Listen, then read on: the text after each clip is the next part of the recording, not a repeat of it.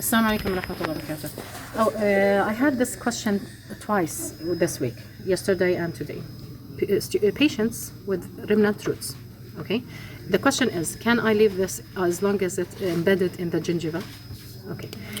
In denture patients, we sometimes have remnants of roots that have been covered by the gingiva, and you will have structures like remaining roots. Sometimes it's an impacted molar, for example, residing in the bone. Okay, all of these hard structures might be present in the bone, but we have a criteria for dentures. Dentures are a solid material, okay, and the bone is solid. This is the bone; it's also solid. So having a structure here, like this remaining root over here, okay, even if it doesn't have a sharp edge to it, this is a foreign object. It will not resorb and behave beneath the denture as bone do. What will happen? This will be projecting as it is here, or we have other hard structures, for example an embedded tooth, but it's embedded in bone.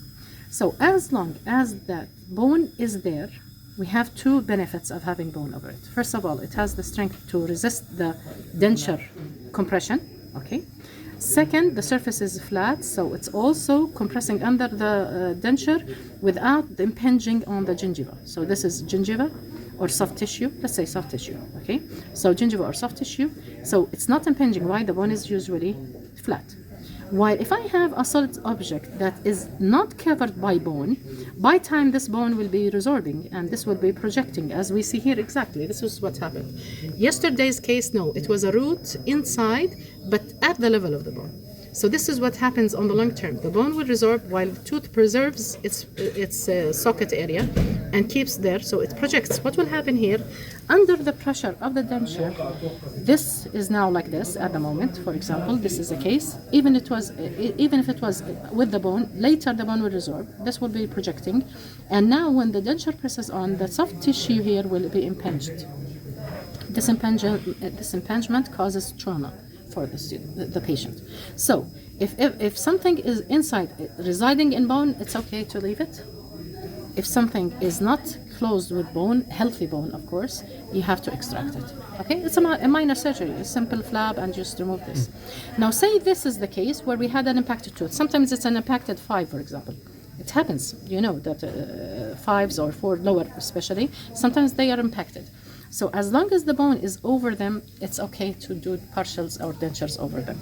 But once they reach, the bone is no longer around them and there's soft tissue impinged between them, where the resorption had too much. Even sometimes the patients joke that I have an erupting tooth at 80. This is the case actually, where the resorption had exposed something in the sockets but hidden in the bone. No, once it projects over the bone, definitely this should be removed or treated, or with enamel plastic or anything that to keep it. You can keep it like the socket shield principle. Yeah, preservation of bone and as a socket shield. But if it's projecting above the bone, I have to keep a look on the gingiva. It's not impinged. If it becomes impinged, I have to deal with the situation. Okay, thank you.